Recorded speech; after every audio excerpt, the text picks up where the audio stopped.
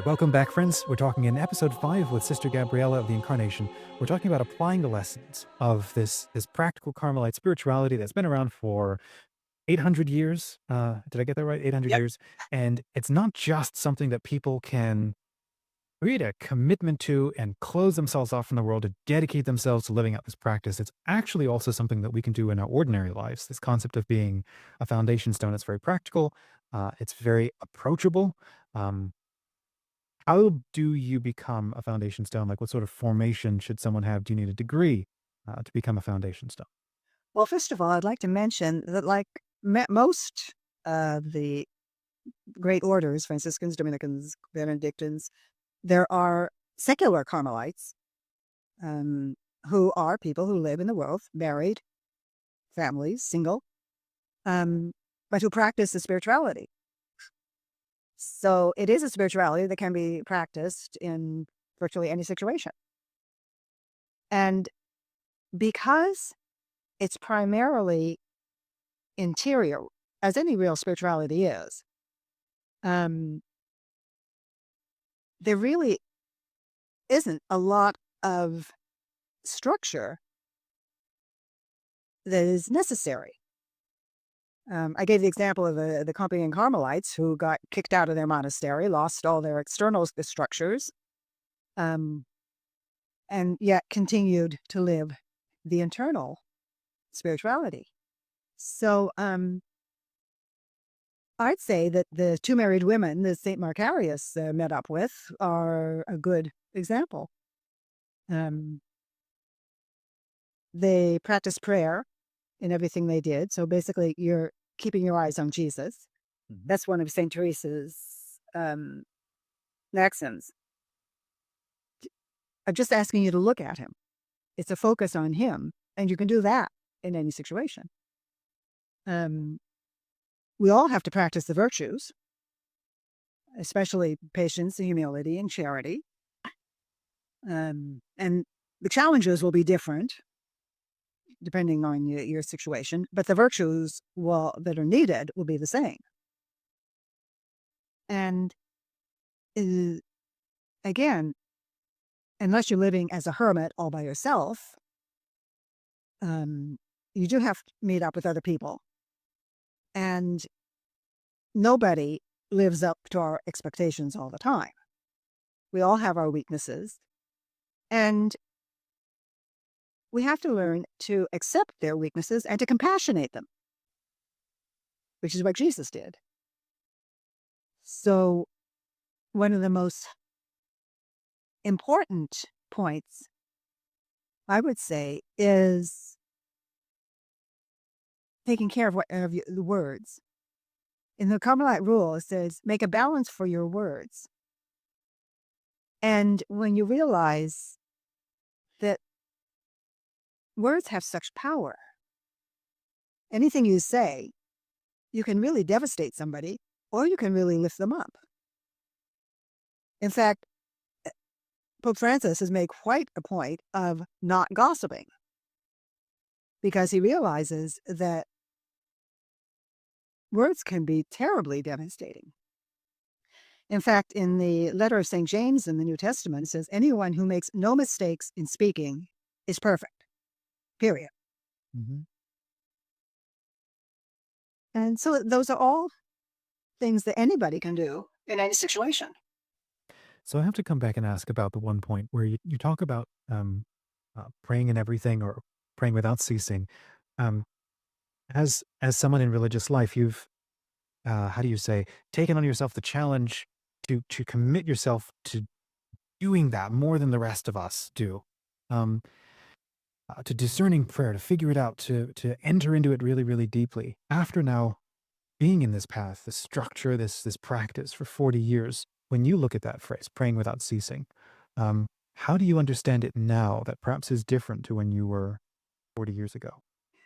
Well, basically, I found it's a lot easier than it sounds like when you read about Could you please unpack? it. In a way, we do it naturally anytime we're driving with somebody in the passenger seat. Okay. With all that you have to do, especially city driving, part of your mind is deciding how to drive, where to change lanes, the whole shebang, um, making all the necessary movements for the car. But you never lose the awareness that you've got a friend next to you.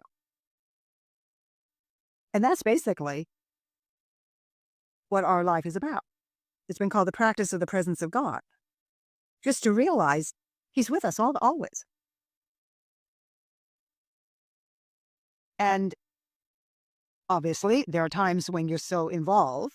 For example, when I'm doing the bookkeeping, I have to focus on doing the bookkeeping. Yeah. But whenever I withdraw my mind from the ledgers and the numbers and remind myself, He's with me and I can be with Him. So it's not so much as reciting prayers all the time. They have their place, and we practice, we recite the Liturgy of the Hours, but it's essentially remembering and realizing that He's with me. And as I said, it's something we do quite easily when we've got somebody in the passenger seat next to us. What a great metaphor. I think a lot of us can relate to that. And it's just second nature to be in conversation with them. Uh, and then at the same time, you're also just changing signals, changing lanes, keeping your speed and also holding a conversation. That's such a great example. You mentioned spirituality earlier, and then there's also religious life, and then there's that moment in the last conversation we talked about the martyrs of Compiègne and how they were separated from their actual religious life, and they kept up with a lot of their internal rituals, and they would you know maintain a lot of their living, but it seems like it was a needed or a real opportunity to enter more deeply into the spirituality of what it is they were trying to come up with or trying to live out. I guess where I'm going with this is that sense today of people wanting to be more spiritual and not religious. What do you think about that as somebody who lives very religiously, but at the same time is trying to enter with a lot more intention than most people are into spirituality? I'd say they wouldn't want to have the desire if God wasn't calling them to give it to them. God calls us before we're even aware of it. He gives it. It says in the Lord will give you your heart's desire. He not only fulfills your heart's desire, He gives you the desire to begin with. So the very fact that you desire to go deeper is His gift. And I think, unfortunately, a lot of people think it's a lot more complicated than it is.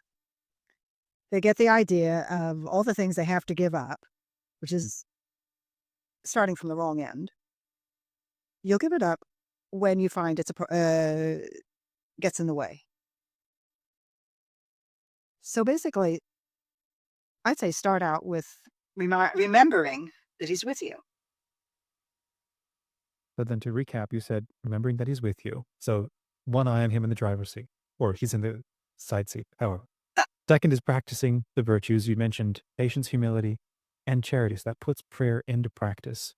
Um, Accepting other people's weaknesses, and that shares the compassion of Jesus. And then, like, what was the last thing again? Um, Caring your speech, to take care with your use of words. And that would include also the thoughts that you hold on to. If it's very interesting. One of the most practical bits of spiritual discernment that I ever heard of was given us by a Passionist priest who said, in any depressing thought, in any discouraging thought, there is always an untruth. There's something that is not accurate if it gets Mhm. me down. Right. That's interesting. That's really helpful. All right, friends, what we're going to do is come right back with Sister, and we're going to talk about embracing the possibilities in our time. Um, as we start to live this out and practice this. And this is what we're trying to do, hopefully, in places like Smart Catholics, which is not exactly a religious community, but it's a community of the heart where we're trying to come together and live something in a specific way. Maybe you could say that. I think this is a beautiful thing for us to practice together. So let's come back and talk about this in episode 6. We'll be back.